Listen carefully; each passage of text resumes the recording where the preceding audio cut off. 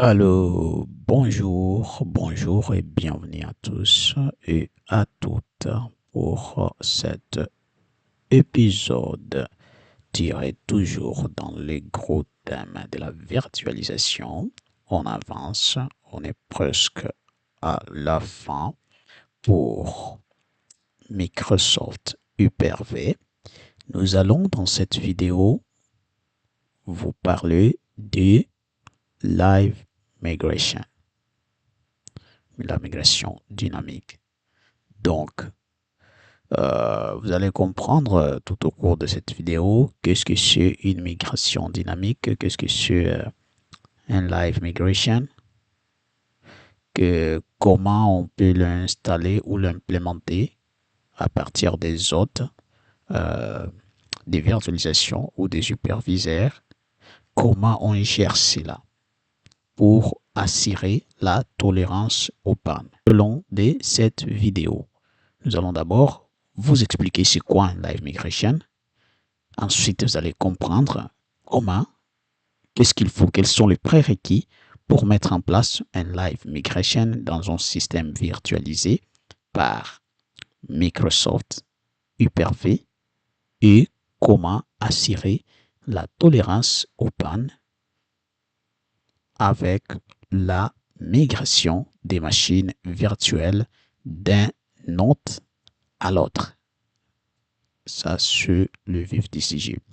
Si ces sujets vous intéressent, restez accrochés. N'hésitez pas non plus à vous abonner, à liker, à cliquer sur notre cloche de notification pour recevoir euh, une annonce lors de nos prochaines vidéos. Avant d'entrer dans les vifs du sujet, je vais donc vous passer mon générique et je vais vous revenir dans quelques minutes. C'est parti.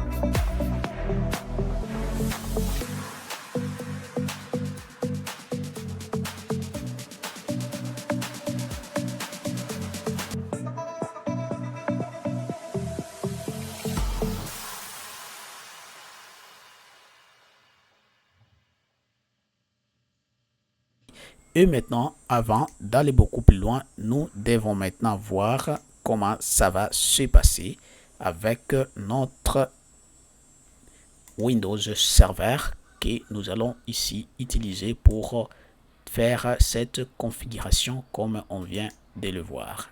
On est là et ici, je vais me connecter. Voilà, c'est fait. Là, mon serveur Hyperviseur 1 est là. Et là, j'ai mon gestionnaire d'hyperviseur qui est déjà prêt d'ouvert. Et donc, je peux l'ouvrir comme ceci. Et là, comme vous pouvez le remarquer, je suis là. La première chose que je vais faire, je dois aller dans paramètres d'hyper-V. Ici, ça va être dans chacun des hyperviseurs. Il y a migration dynamique qui est là, c'est-à-dire le live migration. Je peux cliquer en plus. Et ici, comme vous pouvez le voir, là, en cliquant sur plus, les fonctionnalités sont là. On va juste activer. Et là, on dit utiliser n'importe quel réseau disponible pour la migration. Nous, on n'a pas un réseau dédié. On va donc choisir lui. Mais si on avait un réseau dédié qu'on a spécifié, on allait utiliser ces adresses pour, et là, j'allais ajouter un réseau spécifique. Comme vous voyez là, il y a un réseau ici. Il y a lui, ça c'est pour l'aider. Maintenant, ça c'est le seul réseau que nous avons. Maintenant, nous n'avons pas des réseaux à faire. Donc, je n'ai pas mis de réseau. On doit juste mettre celui qui est disponible. Et après ça, on va essayer de descendre jusque là.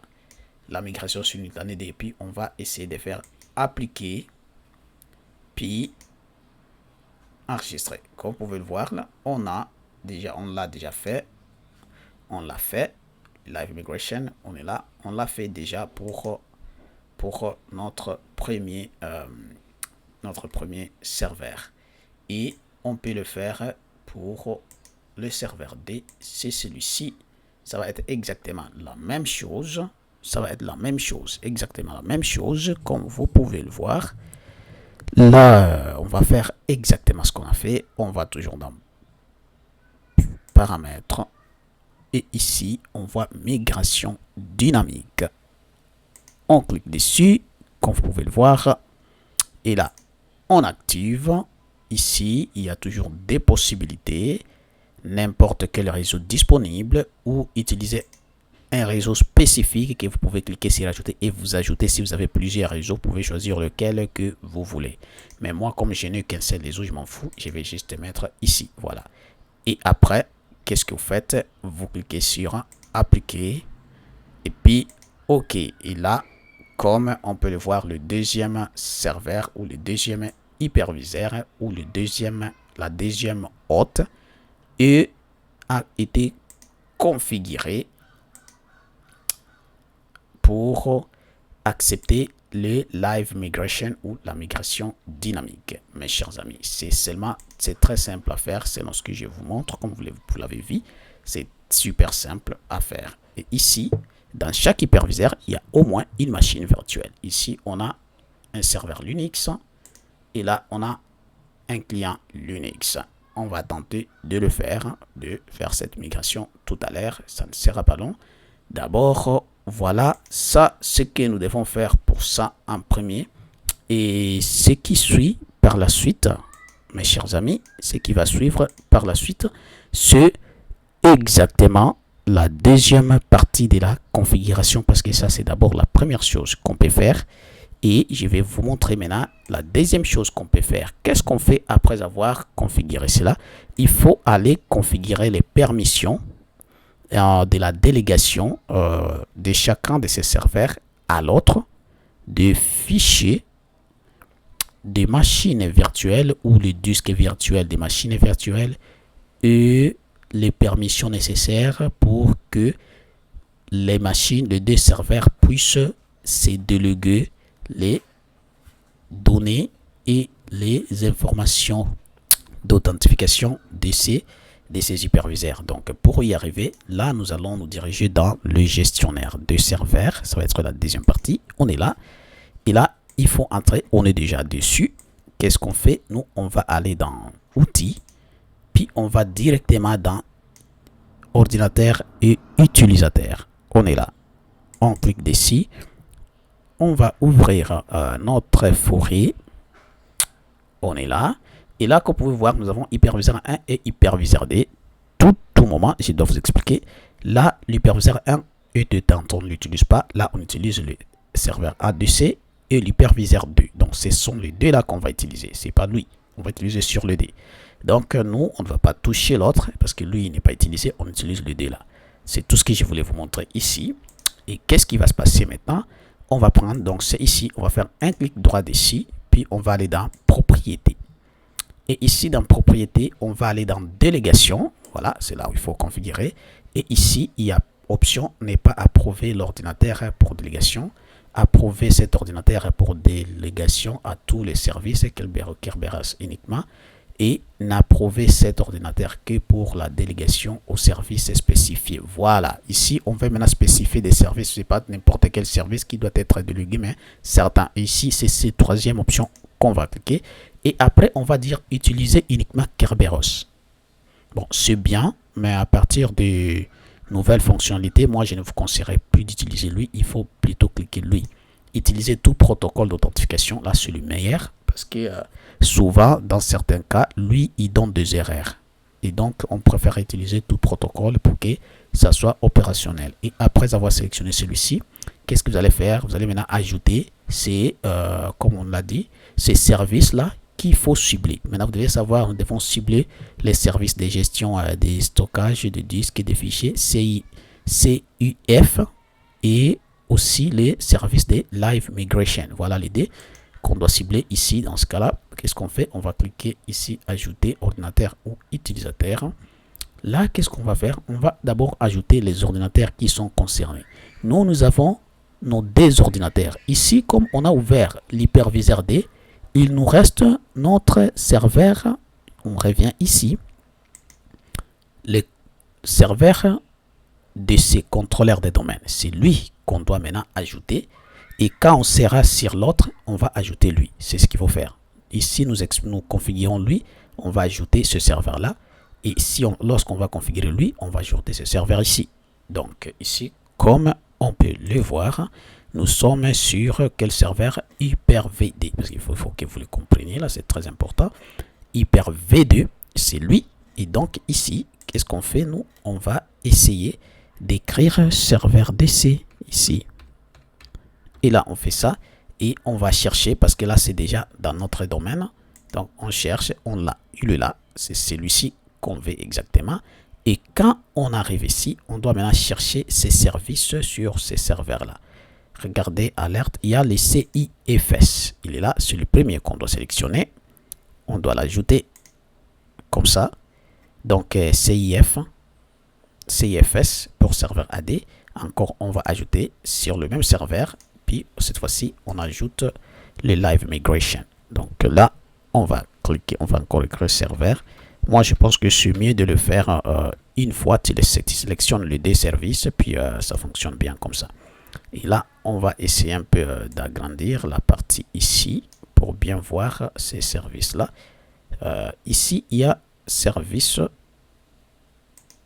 C'est celui-là, Microsoft Virtual System Migration Service. Voilà lui qu'on doit aussi ajouter sur le D.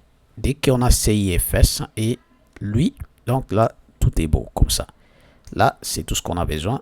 Donc, CIFS et service et Microsoft Virtual System Migration Service. Voilà les deux qu'il faut ajouter à chaque machine. Si on avait 10 hyperviseurs, on les aurait tous ajoutés ici avec leurs deux services. Ça, vous ne devez pas l'oublier. Si vous ne faites pas ça, la migration ne se fera pas. Maintenant, si supposez je fais ceci, là, on aura juste la migration d'un seul sens. Donc, on peut migrer de cet hyperviseur-là vers l'autre. Mais pour que ça soit réciproque, et donc inversement pareil, donc on doit faire exactement la même configuration pour l'autre, pour le permettre aussi de migrer ces machines vers celui-ci. Donc, c'est comme ça que ça va se passer. Après tout, on va appliquer, puis enregistrer. Et là, comme on regarde ici, notre serveur contrôleur n'est pas là, mais c'est pas grave. Ici, c'est computer, ce sont les ordinateurs lambda du domaine, mais les contrôleurs de domaine, et ils sont dans l'unité de configuration, dans l'unité organisationnelle de serveur ADC. Il est là, on fait aussi clic droit, pareil, propriété. On va dans délégation, comme on l'a fait, on coche lui et on coche la même chose.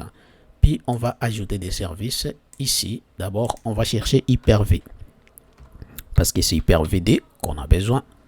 Et là, on cherche. Il va nous donner, parce que c'est le deuxième qu'on utilise. Nous devons toujours le comprendre. Et là, on fait OK. On ajoute. Et là, on va chercher les deux services, comme je vous l'ai dit. Et vous allez le voir. Il y a d'abord le CIFS, ça. Je le sélectionne, puis on descend. On cherche lui aussi. Voilà, on a donc nos deux services sélectionnés, puis on peut faire OK. Et les deux apparaissent directement ici. Voilà, ils sont là. Et donc, après, qu'est-ce qui va suivre par la suite? Nous allons maintenant appliquer, puis enregistrer. Voilà, tout ça, ça semble être les choses qu'on devrait aussi faire. Maintenant, ce qui va rester, vous allez voir, on va directement tout à l'heure passer au test de migration automatique et vous allez voir ce que ça va donner. On va juste faire une migration manuelle pour vous montrer comment ça va ressembler. Mais si on veut par exemple faire une migration automatique aussi, on va voir quelles sont les contraintes à faire et comment on pouvait le faire. Là, on peut fermer ça et on va voir maintenant le test de ce qui va se passer après. Bon, après ça, mes chers amis, nous devons maintenant retourner encore dans notre gestionnaire d'Hyper-V. Et là, on va maintenant aller encore dans paramètres d'Hyper-V. Et comme nous avons vu, la migration dynamique est là, la migration est là. On clique plus, il y a les fonctionnalités avancées. Là, on avait juste activé. Maintenant, on va configurer le protocole. Et là, on n'a pas grand chose à faire. C'est juste le Kerberos. Et là, on laisse cela comme vous pouvez le voir. Donc, il n'y a pas vraiment grand chose à changer là-dessus. et vous allez cliquer sur appliquer, puis enregistrer. C'est pareil pour l'autre. Ici aussi, on va encore nous rediriger au même endroit. On clique plus, puis on va dans fonctionnalité avancée. Fait Kerberos, là on change rien. Appliquer, et c'est tout. Voilà. Et là, tout est beau. Vous pouvez aussi encore finaliser. Voilà. Et après ça, ce qui va rester, ça va être maintenant de tester les live migration. On va le tester ensemble et nous allons voir ce que ça va donner, mes chers amis. Bon, mes chers amis, maintenant nous allons tester notre live migration. Comme vous pouvez le voir, regardons maintenant ce que ça va donner. Par exemple, ici, nous savons que dans l'hyperviseur D, nous avons un serveur Linux et dans le serveur ADS, nous avons un hyperviseur, une machine client Linux. Maintenant, nous allons commencer par lui. Nous allons déplacer cette machine vers là. Ici, on va les montrer manuellement parce qu'on n'a pas les clusters de basculement dirigé déjà là pour commencer à faire une configuration, une migration automatique. Parce que pour qu'il y ait une migration automatique, nous devons avoir fait le cluster de basculement pour Hyper-V. Et ça, c'est une autre vidéo et un autre sujet. Donc ici, nous allons d'abord vous montrer manuellement ce qui va se passer quand l'un de ces machines tombe en panne en cas d'une configuration complète de l'Hyper-V et des clusters de basculement pour assurer la haute disponibilité. Donc, comme on vous l'avait dit, déjà, on a déjà configuré tout ce qu'il faut pour que les machines migrent d'un hyperviseur à l'autre. Maintenant, nous allons vous montrer comment les machines vont faire. Ici, je vais le faire manuellement. Regardez maintenant, par exemple, ici, on est sur notre machine virtuelle Linux Server qui est dans l'hyperviseur D. Maintenant, on veut le voir le déplacer vers le serveur AD2S. Qu'est-ce qu'on fait? On va faire un clic droit, puis on va aller sur déplacer. Et dès qu'on clique dessus, vous voyez l'assistant de déplacement des serveurs Linux de machine virtuelle s'ouvre. On clique suivant. Là, on dit déplacer l'ordinateur. Oui, c'est exactement ce qu'on veut. On fait suivant. Ici, on doit chercher, on veut déplacer cette machine-là depuis ces serveurs Hyper-V vers quel serveur? La seule chose que vous devez retenir, les serveurs que vous allez utiliser pour déplacer doivent aussi être des hyperviseurs, donc des machines hautes avec le même hyperviseur. Tu ne dois pas aller chercher une machine qui n'a rien à voir avec l'hyperviseur dans le système et tu penses que les machines vont se déplacer là-bas. Ça ne va pas marcher. Comme les deux, vous les voyez, ils sont tous hyperviseurs sous Hyper-V. Donc là, ça peut être possible et on a déjà configuré le Live Migration sur les deux. Là, on va maintenant chercher par nom parce que ce sont des machines qui ont adhéré au domaine Active Directory. Donc, qu'est-ce que je fais? Je vais écrire ce serveur, c'est mon serveur A2S. Et je peux chercher, je n'ai pas besoin d'écrire au complet les noms. Il peut déjà les trouver. Si oui, il les trouve. Voilà, notre serveur est trouvé. On fait OK. Suivant. Et là, on doit choisir les options. Déplacer les données de l'ordinateur virtuel vers un seul emplacement. Mais non, ça c'est déconseillé normalement.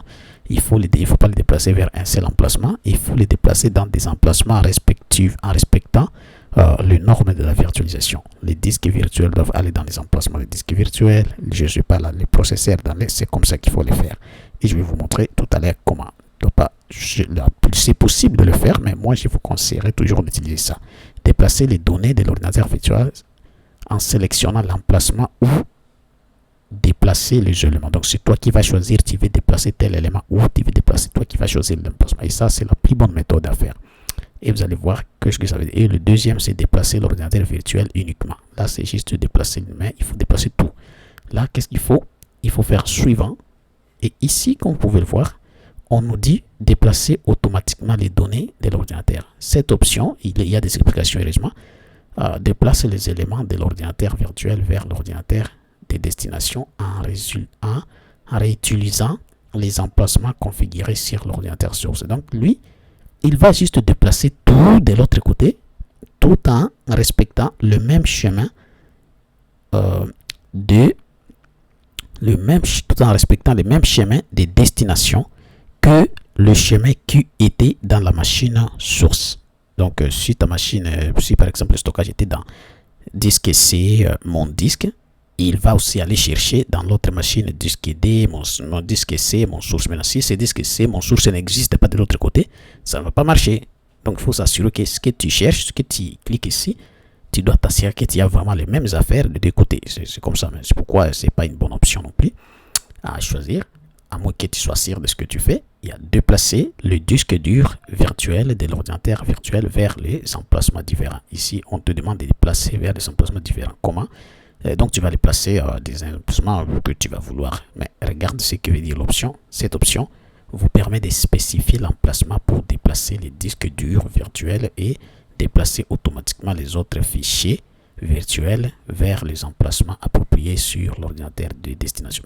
Là, donc, le disque dur, toi, tu vas choisir où il va aller, mais sinon les autres, ben non, ils vont aller automatiquement dans des fichiers qu'il faut maintenant. Après, il y a des risques qu'en voulant allumer la machine, il dit que je ne vois pas les disques virtuels et la machine ne s'allume plus. Donc, il faut faire attention. C'est pas non plus une bonne option, mais il faut être vraiment fort pour le faire. Et le deuxième, c'est déplacer les éléments d'ordinateur virtuel vers les emplacements différents. C'est celui-ci qu'il faut, enfin, moi, je vous conseille de le prendre parce qu'il est le bon. C'est toi qui vas choisir où mettre quoi, ou c'est bien de le faire comme ça. C'est plus catholique. Et ici, comme vous voyez, on a déjà les serveurs Linux. Ça, c'est le disque virtuel. On a la configuration actuelle. Donc, c'est le fichier de configuration, toutes les configurations qu'on a fait sur nos machines virtuelles. Et là, c'est le disque virtuel des machines virtuelles. Maintenant, sinon, les points de contrôle, la pagination intelligente, ces choses-là ne sont pas trop utiles. C'est pourquoi on choisit cette option pour ne pas déplacer des choses inutiles qui ne serviront absolument à rien. Donc voilà, on prend juste ces deux options-là. C'est ce qu'ils font tous, sont très utiles. On a déjà le disque qui stocke toutes les informations, tout ce que la machine a, et l'autre qui a toute la configuration actuelle. C'est déjà beau. Maintenant, on peut faire passer au suivant. Et ici, vous n'avez pas grand chose à faire. Vous allez maintenant fixer sur quel il y a déjà le premier dossier. Ce sont les dossiers qu'on a sélectionnés là qui vont maintenant partir. Il dit que ce premier dossier, il était dans cet emplacement dans la machine source. Mes chers amis, c'est ici où il faut être prudent. Il faut respecter le même emplacement juste pour bien faire. Donc, il faut sélectionner, vous faites CTRL-C et vous allez les copier ici. Et il va respecter cet emplacement pour la machine, pour les serveurs de destination. Voilà. On a choisi la même chose qu'ici. On met la même chose là-bas. Donc ça, c'est bien là. On fait ensuite, là aussi, on fait la même chose. On sélectionne, puis on copie. Et ensuite, on va coller. Voilà. Voilà ce qui va faire l'affaire, mes chers amis. Et déjà, quand on est là, on n'a plus grand chose à faire à part de faire un suivant. Là, il nous donne... voilà, la fin de l'assistant, il nous donne le rapport de tout ce qu'on a déjà fait. Et nous allons maintenant terminer pour nous assurer, pour voir si vraiment la machine va migrer. On fait ça. Et là, il tourne, déplacement en cours. Ok, il finit. Et là, regardez, on était ici. Et là, il n'y a plus rien, il n'y a plus de machine. Il n'y a plus de machine. Mais si on clique sur le deuxième hyperviseur, on trouve que la machine est venue ici.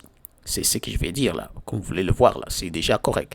Donc, notre migration a marché. C'est comme ça que ça va se passer. Si seulement cette machine tombe en panne, la machine va automatiquement se déplacer vers l'autre. Comme vous le voyez là. C'est ce qu'on appelle la migration. Et ici, c'est encore une migration manuelle parce qu'on n'a pas encore configuré les clusters de basculement. Mais si on avait fait un cluster de basculement, j'allais juste tester un redémarrage de ce serveur-là. Et automatiquement, toutes les machines virtuelles allaient migrer vers l'autre. Donc, si tu configures un cluster de basculement, qu'est-ce qu'on fait? On va dans gestionnaire, on va dans tous les serveurs. Comme je vais déplacer les machines vers le gestionnaire Hyper-V. Ça ne sera pas du tout une bonne idée de le faire comme ça. Ben, je dois juste prendre lui. Comme toutes les machines sont encore là-bas, je peux juste les déplacer vers l'hyperviseur D et je vais tester. Je vais vous montrer ce qu'on peut faire. Donc, si je fais clic droit, là, je n'ai pas le temps à perdre. Je vais faire un déplacement super rapide. Ouais, on va comme ça. Ici, on cherche Hyper-V on va le chercher. Hyper-VD, il faut qu'il arrive, on l'attend. Ok, il est là. On sélectionne, puis on fait OK. Suivant. Voilà, on va sélectionner l'option du millier. Suivant, on sélectionne la dernière option. Suivant, après tout, on va décocher les dés qui ne servent absolument pas à grand chose. Ici, je vais copier, puis je vais coller et je vais déplacer. CTRL C. Voilà, CTRL V. Et là, j'ai fait suivant. Lui aussi, pareil. CTRL C. Voilà, CTRL V. Je vais suivant. Et là, je vais terminer mon opération. Je vais déplacer d'abord la machine vers l'autre. Et là, comme vous pouvez le voir, ici, il y avait deux serveurs. Il y avait le client. Le client est parti. Et là, l'autre, ici, il est resté seulement le serveur. Et si on va ici, on trouve que le client est déjà là. Et je peux déplacer pareil l'autre. Et ça pourrait se passer comme ça. Maintenant, si j'ai configuré les clusters avec un volume, un stockage partagé entre les deux superviseurs, qu'est-ce que j'allais faire après avoir configuré toutes ces choses-là? Après avoir configuré la haute disponibilité dans le cluster de basculement, qu'est-ce qui allait se passer? J'allais directement passer sur gestionnaire de serveurs. Et là, je vais tous les serveurs. Et qu'est-ce que je vais tenter de faire? Je vais prendre mon hyperviseur et puis je vais tenter juste de le redémarrer. C'est tout. Redémarrer le serveur. Parce que dès que je fais ça, le serveur va redémarrer automatiquement. Et quand le serveur commencera à redémarrer, mes chers amis, ici, nous allions directement assister au déplacement automatique de cette machine vers ici. C'est ce qui allait se passer. C'est ce que je vais vous dire. Donc, c'est ça. Donc, si on redémarre seulement l'hyperviseur, automatiquement, toutes les machines virtuelles qui sont hébergées se déplacent vers les autres hyperviseurs qui sont encore opérationnels et en bon état. Voilà, ça fait un tour pour Live Migration. Je dis merci à tous ceux qui ont été ensemble avec nous et c'est fait. Jusque-là, si vous avez aimé la vidéo, n'hésitez pas à montrer votre intérêt dans les commentaires. Et si vous avez d'autres sujets qui vous intéressent, vous pouvez toujours nous en parler et nous vous les proposerons dans les prochains épisodes. Je vous dis donc merci, nous sommes ensemble. Et là, ça fait d'abord la partie Live Migration qui est aussi intéressante que pertinente. Et nous mettons fin à cette partie en arrivant à ce point-là. Nous pouvons prochainement vous proposer le cluster de basculement. Et là, vous allez voir comment ça fonctionnerait avec la haute disponibilité. Merci. On est ensemble, mes chers amis. Donc, c'était tout. Et sans perdre de temps, nous allons maintenant nous diriger vers la partie la plus essentielle. C'est parti.